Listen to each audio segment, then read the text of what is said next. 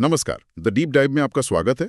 आज हम भारत की चुनाव प्रणाली को समझने की कोशिश करेंगे, जो एक बहुत बड़ी, शोरगुल से भरी और कभी-कभी एक पहेली जैसी मशीन लगती है। बिल्कुल। हमारे पास जो स्रोत हैं, उनके आधार पर हम ये समझने की कोशिश करेंगे कि इस मशीन के कौन से पुर्जे इसे दुनिया का सबसे बड़ा लोकतंत्र बनाते हैं और कौन से पुर्जे शायद इसे जाम करने का खतरा भी पैदा करते हैं। हाँ, और हम सिर्फ ये नहीं देखेंगे कि चुनाव होते कैसे हैं, बल्कि ये भी समझेंगे कि इस पूरी प्रक्रिया की आत्मा क्या है।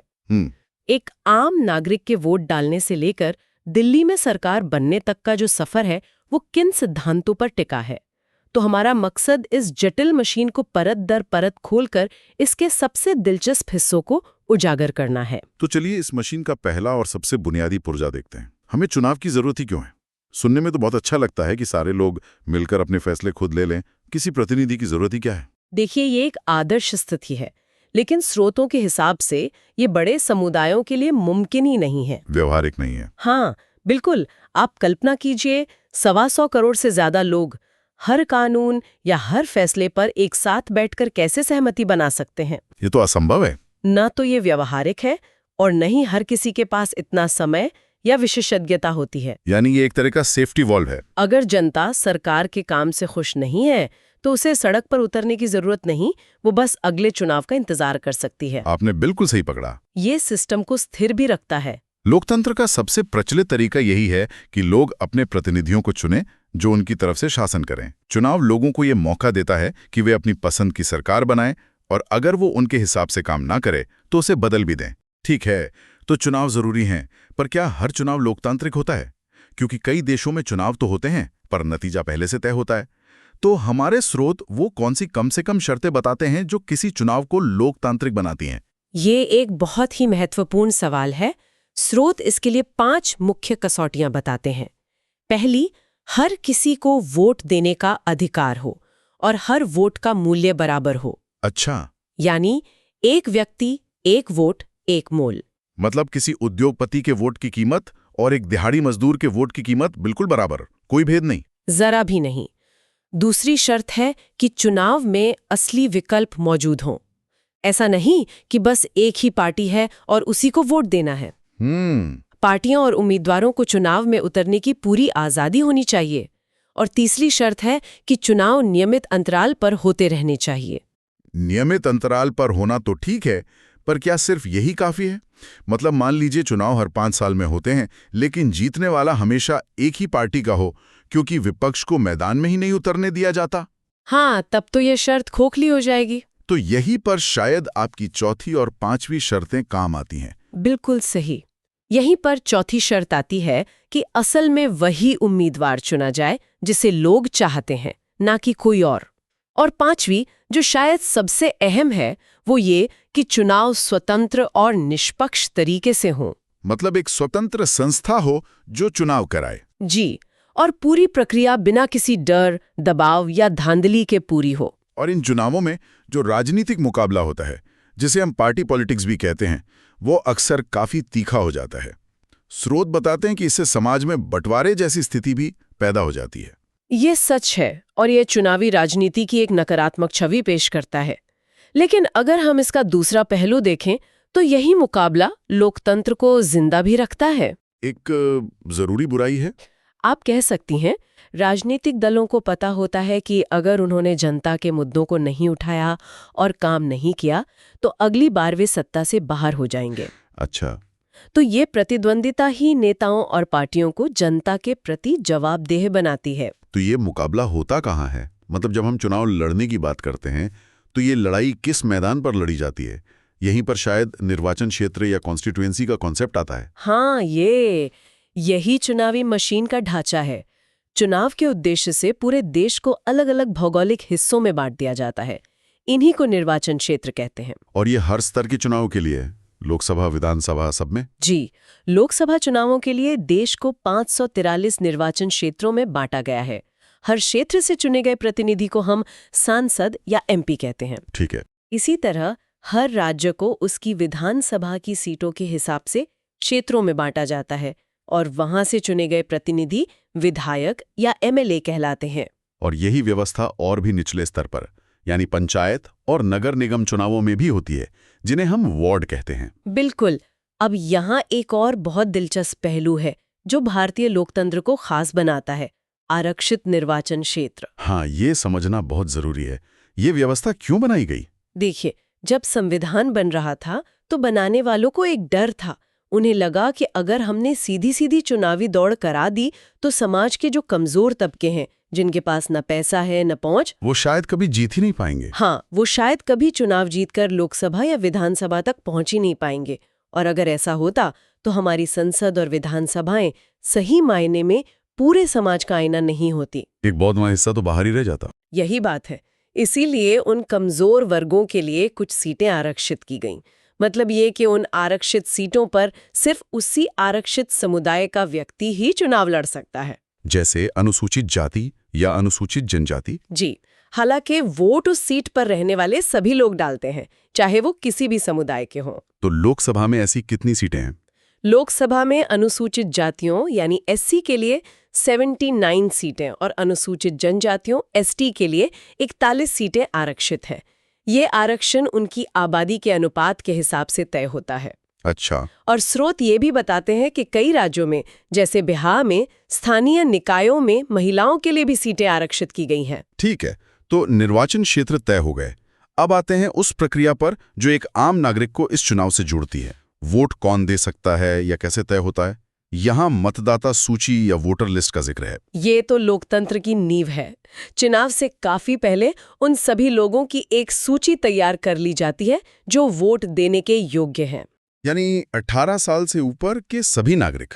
हाँ, भारत में 18 साल या उससे ज्यादा उम्र के हर नागरिक को वोट देने का अधिकार है, चाहे उसकी जाति, धर्म, लिंग या शिक्षा कुछ भी हो।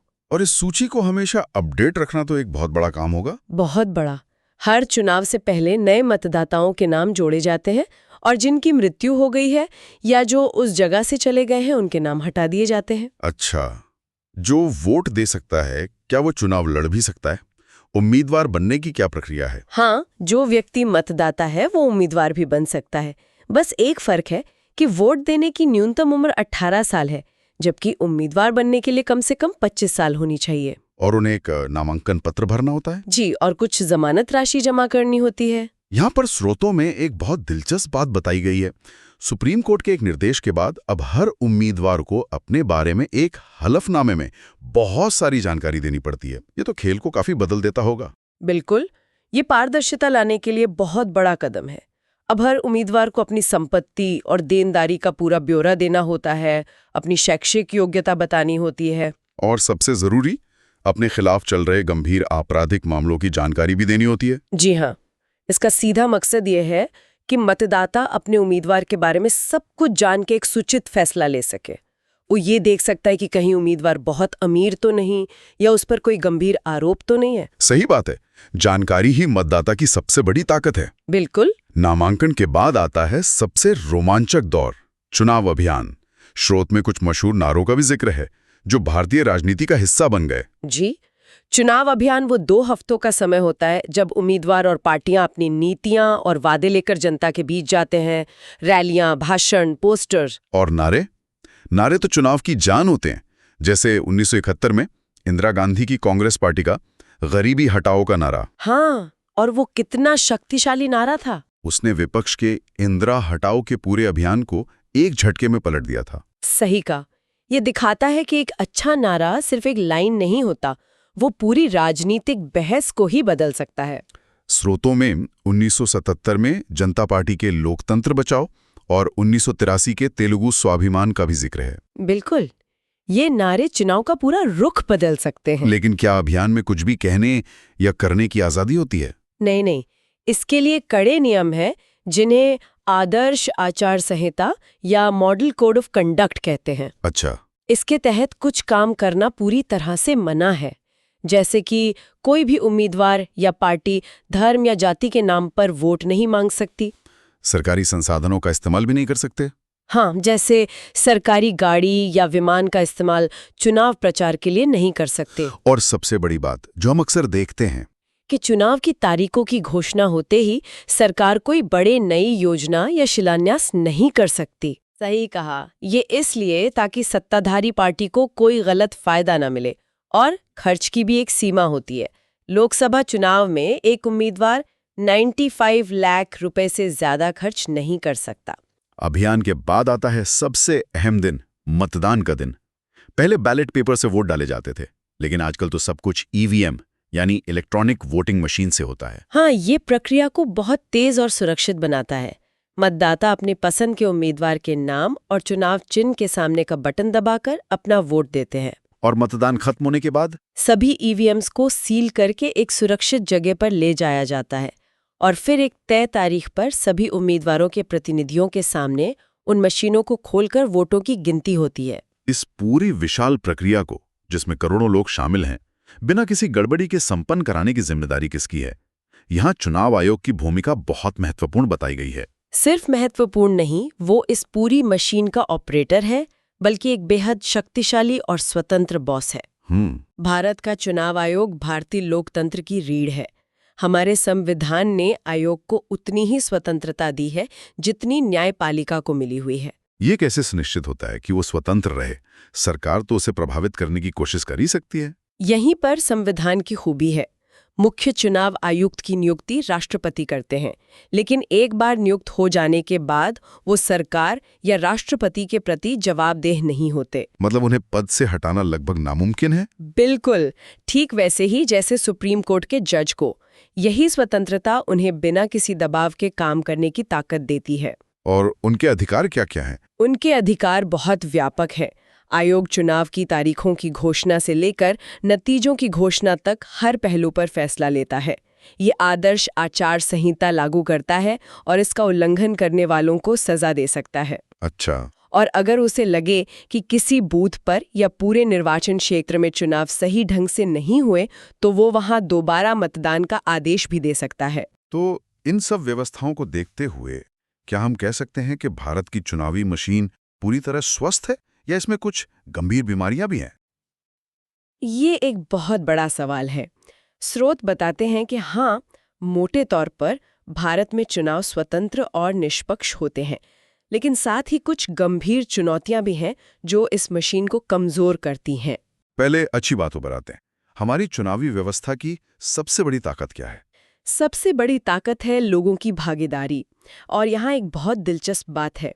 भारत में गरीब, निरक्षर और कमजोर वर्ग के लोग अमीर और पढ़े लिखे लोगों की तुलना में ज्यादा वोट डालते हैं, जबकि पश्चिमी लोकतंत्रों में इसका ठीक उल्टा होता है। जी। और ये अपने आप में एक बहुत बड़ी कहानी कहता है।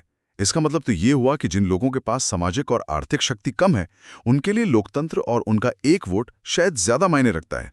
ये एक बहुत ही महत्वपूर्ण विश्लेषण है। और दूसरी बड़ी ताकत है चुनावी नतीजों को शांति से स्वीकार करना। हाँ, ये बहुत बड़ी बात है। भारत में हारी हुई पार्टी जनादेश को स्वीकार कर लेती है। यहाँ चुनावी हार को लेकर बड़े पैमाने पर हिंसा या गड़बड़ी की घटनाएं लगभग नहीं होती, जो कई तथाकथित लोकतंत्रों में आम बात है। बिल्कुल। ये दिखाता है कि सिस्टम में लोगों का गहरा विश्वास है। ये तो भी अच्छी बात है। अब उन पुर्जों की बात करते हैं जिनमें जंग लग रहा है। स्रोत किन बड़ी चुनौतियों की ओर इशारा करते हैं? सबसे बड़ी चुनौती है चुनाव में पैसे का बढ़ता इस्तेमाल। ज्यादा पैसे वाले उम्मीदवार या पार्टियां एक गलत फायदा उठा सकती हैं। ये जरूरी नहीं कि वो हर बार जीती जाएं, लेकिन ये बाकी उम्मीदवारों के लिए एक असमान मुकाबला तो बना ही देता है। हाँ, और भ्रष्टाचार को जन्म देता है। दूसरी चुनौती जिसके बारे में हम हर चुनाव में सुनते हैं, वो है आपराधिक पृष्ठभूमि वाले लोगों का राजनीति में आना। जी। पार्टियां कई बार सिर्फ चुनाव जीतने की क्षमता देखकर ऐसे लोगों को टिकट दे देती हैं। यह लोकतंत्र के लिए एक बहुत बड़ा खतरा है। इसके अलावा कई पार्टियों में परिवारवाद भी एक बड़ी समस्या है। तो मतलब ये हुआ कि हमारी चुनावी मशीन का इंजन यानी चुनाव आयोग और इसकी बॉडी यानी संवैधानिक नियम तो बहुत मजबूत हैं, लेकिन पैसे और बाहुबल जैसा धुआं इसे अंदर से कमजोर कर रहा है। आप इसे ऐसे कह सकती हैं, व्यवस्था की नींव तो मजबूत है, लेकिन उसमें सुधार की गुंजाइश हमेशा बनी रहती है। और ये सुधार सिर्फ चुनाव आयोग या सरकार नहीं कर सकती। नहीं, इसके लिए नागरिक समाज और मतदाताओं को भी लगातार जागरूक और सक्रिय रहना होगा। तो आज हमने देखा कि भारत की चुनावी प्रक्रिया सिर्फ वोट डालने का एक दिन नहीं है। ये निर्वाचन क्षेत्रों के निर्धारण से लेकर मतदाता सूची बनाने और एक स्वतंत्र चुनाव आयोग की निगरानी तक फैली एक बहुत बड़ी और जटिल मशीन है। और इस पूरी व्यवस्था का आधार यह विश्वास है कि लोग अपने शासकों का चुनाव खुद कर सकते हैं। और तमाम चुनौतियों के बावजूद लोगों की बढ़ती भागीदारी ये दिखाती है कि ये विश्वास काफी हद तक कायम है। और जैसा कि स्रोतों में बताया गया, अब उम्मीदवारों को अपने आपराधिक रिकॉर्ड का ब्यौरा देना पड़ता है। ये जानकारी मतदाताओं को एक बेहतर फैसला लेने में मदद करती है। कम से कम सैद्धांतिक तौर पर तो यही उम्मीद है। हाँ, और इसी से जुड़ा एक सवाल सोचने के लिए छोड़ जाते हैं। सोचना मिलने के बावजूद अगर आपराधिक पृष्ठभूमि वाले लोग चुनाव जीतते रहते हैं, तो ये हमारी चुनावी प्रणाली की कमी है या एक मतदाता के तौर पर हमारी अपनी जिम्मेदारियों की? इस पर सोचना तो बनता है।